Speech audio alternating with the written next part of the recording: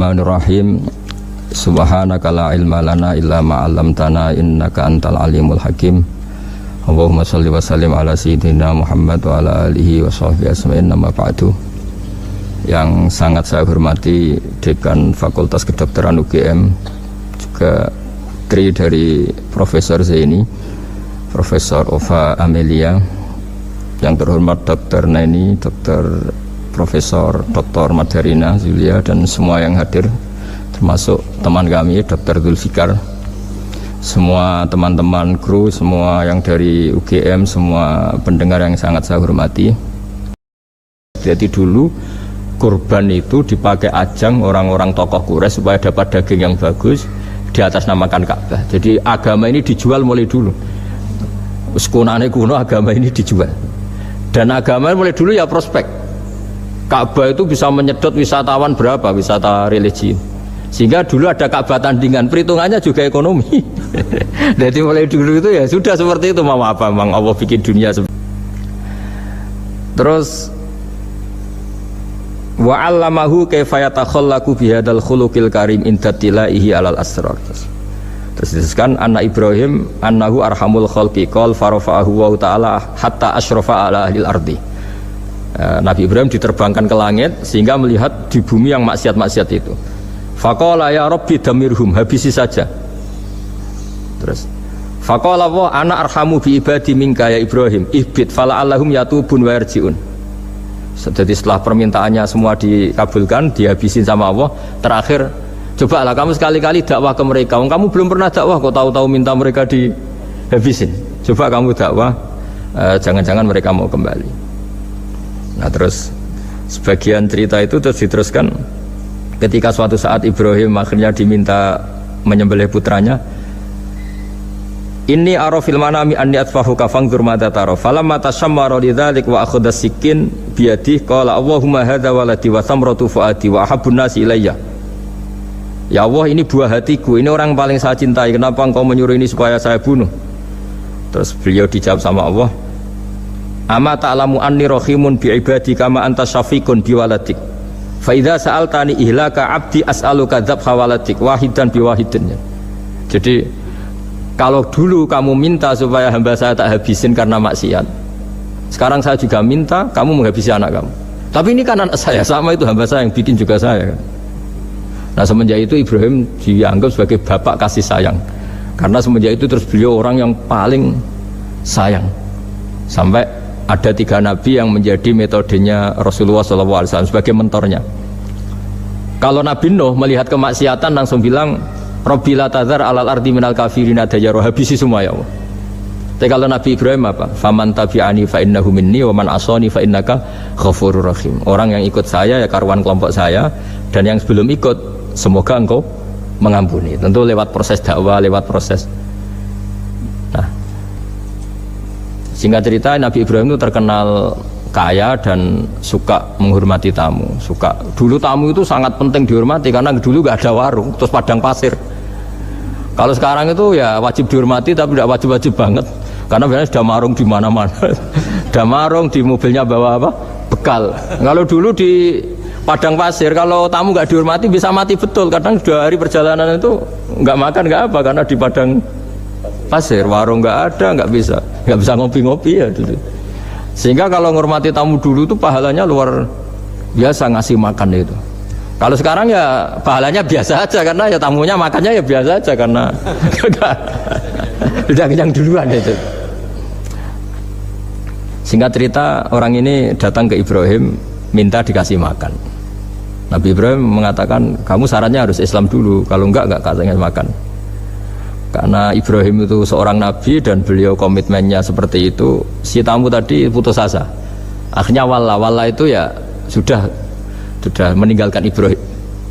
Setelah beberapa jangkah, Allah bilang ke Nabi Ibrahim, orang itu umurnya berapa tadi bilang ke kamu? 50 tahun. Pernah enggak orang itu kelaparan? Kata Allah, enggak, baru ini kelaparan. Terus kata Allah, mundu khamsina sanatan nut'imuhu ala kufri falau nawal tahu lukmatan min ghairi antu talibahu bitahiri dinik lakan ahsanarnya.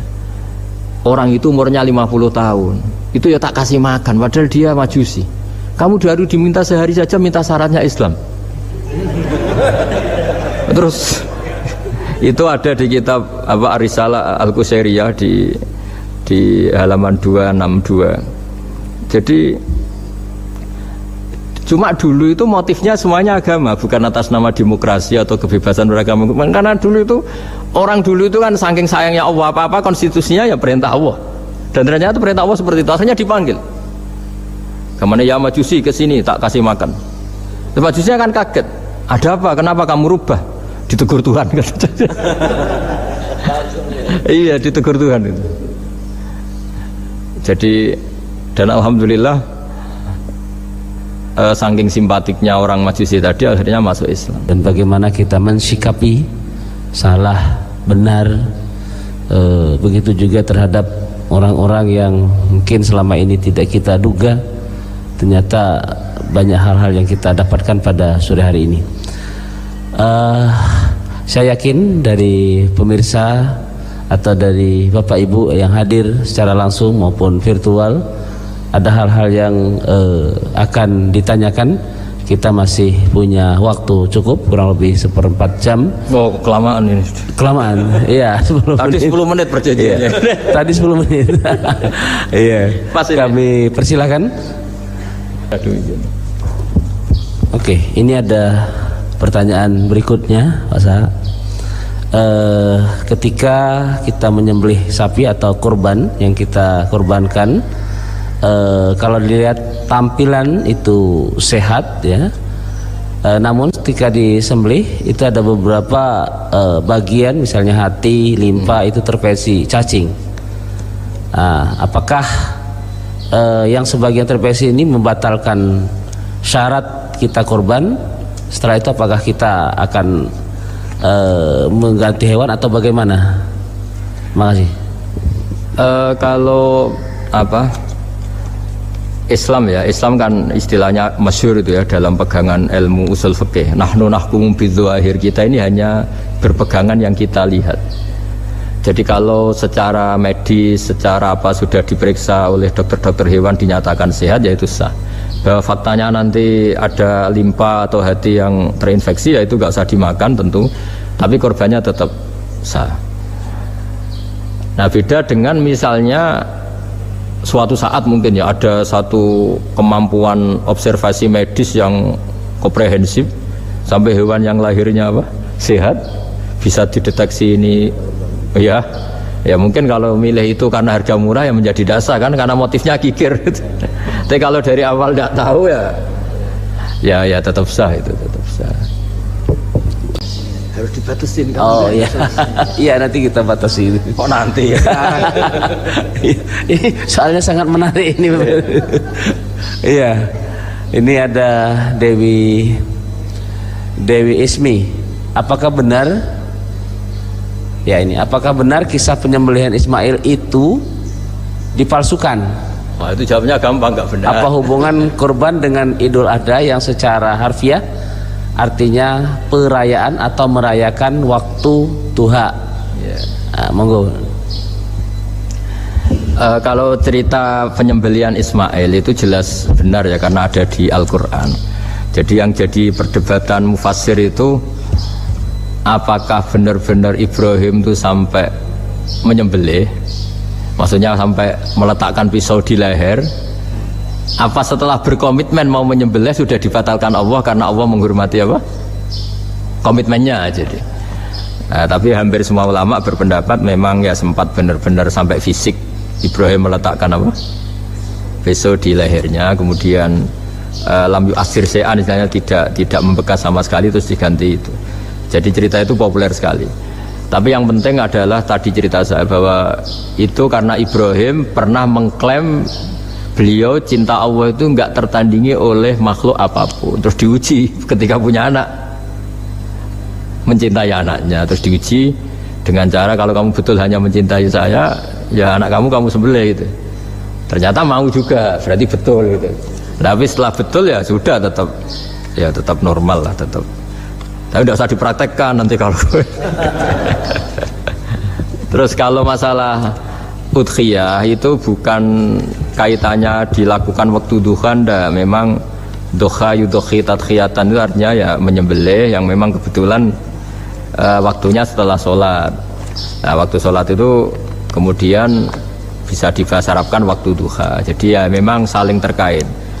Kalau bahasa Arab itu memang semuanya begitu. Jadi kalau orang yang perilakunya baik itu disebut Muhammad, orang yang terpuji. Sehingga Nabi Muhammad punya nama lain namanya Ahmadu, saya memuji Allah. Kan Hamidah Ahmadu, kalau ingsun Ahmadu saya memuji. Jadi kalau bahasa Arab memang itu bofa. Kalau bahasa Arab itu memang unik. Bahasa Arab itu semuanya itu merujuk kosakata. Makanya kalau Pak Quraisy menulis tafsir itu mesti melibatkan kosakata. Kayak Rasul itu asli maknanya Rasul itu ya utus. Yang jelas memang kaidahnya gitu ya. Kalau satu sapi cukup untuk 7 orang. 7 orang itu bisa keluarga, bisa orang yang kita amali ya. Karena memang Islam mulai dulu itu membolehkan orang amal untuk orang lain.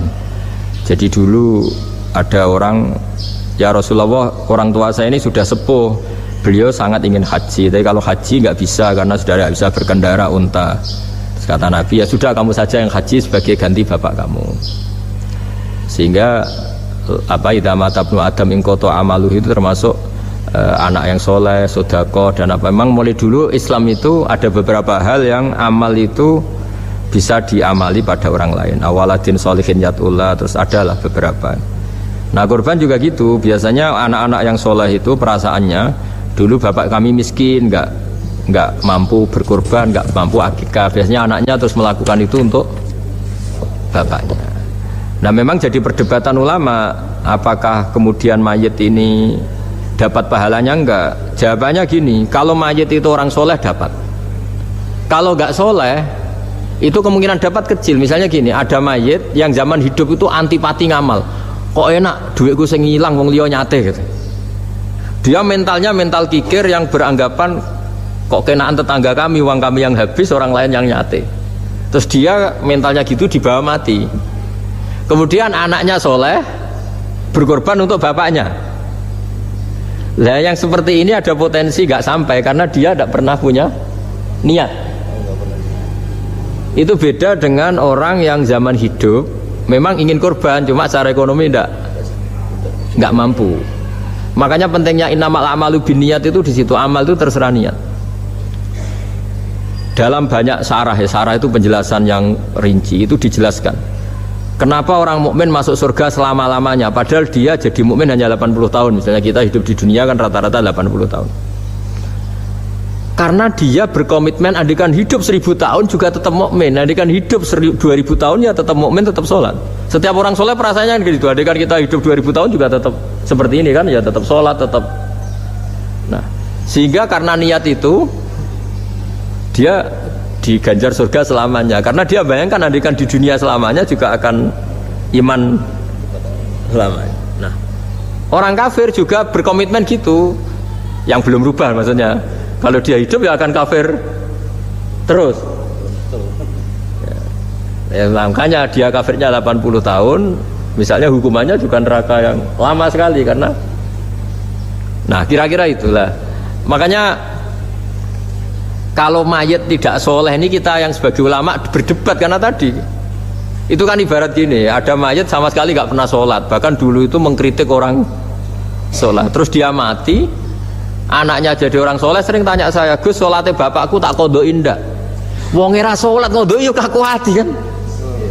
Beda dengan misalnya kita punya bapak soleh misalnya, terus pas beliau koma ya kayak Pak Profesor Jenny koma 2 hari kan keluarganya kalau kodoin kan paling 2 hari pas koma.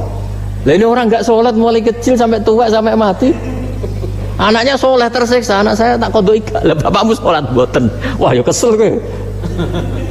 Sudah kesel, orang ini nggak pernah berkeinginan sholat. Kan beda dengan nyun sewu ibu saya atau bapaknya Mbak Ova. Memang ibu saya ya tidak sholat itu karena sudah koma atau sudah apa, sudah banyak alat-alat medis yang terpasang. Ini cara ngodoi jumlahnya ya jelas dan sumbut karena memang beliau andikan sehat komitmennya juga sholat. Lah ini yang orang kadang salah kaprah, bisa enggak amal sampai mayit? Sebetulnya di dunia ulama perdebatannya bukan masalah sampai tidaknya, mayitnya ini siapa gitu. Kalau mayit ini soleh jelas dawe Nabi man sana sunatan hasanatan falahu ajruha wa ajru man amila biha ila yaumil qiyamah. Orang baik kemudian mengajarkan kebaikan pasti dia dapat investasi kebaikan itu. Dan siapapun yang meniru dia dapat sahamnya. Itu enggak ada perbedaan antara NU, Muhammadiyah, Wahabi, semuanya sama. Yang debat itu yang nggak paham, tak jamin itu yang debat itu yang nggak paham. Wong hadisnya jelas sahih apa? Siapa yang mensyariatkan kebaikan, kemudian kebaikan itu ditiru oleh orang setelahnya, maka dia akan dapat kebaikan itu dan kebaikannya orang yang meniru itu. Itu kan hadis sahih, nggak ada perdebatan sama sekali. Ya terus yang terakhir ini terakhir betul itu. Sudah ya. Ya sudah. Iya. Kalau dituruti mungkin sampai Isya nanti ya nggak selesai nih, pertanyaannya masih cukup banyak ya. Terima kasih atas pencerahannya, mudah-mudahan kita bisa mengaplikasikan dalam kehidupan kita sehari-hari. Untuk berikutnya agar kita mendapatkan hidayah, petunjuk dari Allah dan lebih barokah, kita akan menutup doa. Sebelumnya saya sebagai moderator, apabila ada kekurangan, kekhilafan, saya mohon maaf yang sebesar-besarnya, dan apabila ada kebenaran itu betul-betul dari Allah Subhanahu wa taala. Untuk selanjutnya doa penutup kami persilahkan kepada Gus Bah untuk menutupnya. Bismillahirrahmanirrahim. Ahmaduka bi anna lakal hamda la ilaha illa anta al-hanan al-manan. Ya badi'as samawati wal ardi ya hayyu ya qayyum ya dzal jalali wal ikram. Anta rizquna ya husna tawati fika wa tahati fika. Wa ma shalli wa sallim ala nabiyyika Muhammad wa ala alihi wa sahbihi ajma'in. Wa maj'alna aminin salimin mu'afin min kulli bala'in fil akhirah. Waj'al ya Allah istima'ana hadha istima'an mubarakan ma'suma wa iftiraqana ba'da hadhi iftiraqan mahfuda. Innaka ala kulli syai'in qadir, innaka ala kulli syai'in qadir, innaka ala kulli syai'in qadir. Allahumma yassir wa la tu'assir, wa ma yassir wa la tu'assir, wa ma yassir wa la tu'assir. Fa inna taysira al-asir 'alaika yassir wa anta ala ma tasha'u qadir. Rabbana atina fid dunya hasanah wa fil akhirati hasanah wa qina adzabannar. Sallallahu ala sayyidina Muhammad wa ala alihi wa sahbihi wa barakatuh. Subhana rabbika rabbil izzati amma yasifun wa salamun alal mursalin walhamdulillahi rabbil alamin. Al-Fatihah. Terima kasih. Semoga dengan doa ini akan menambah iman dan takwa kita kepada Allah Subhanahu wa taala.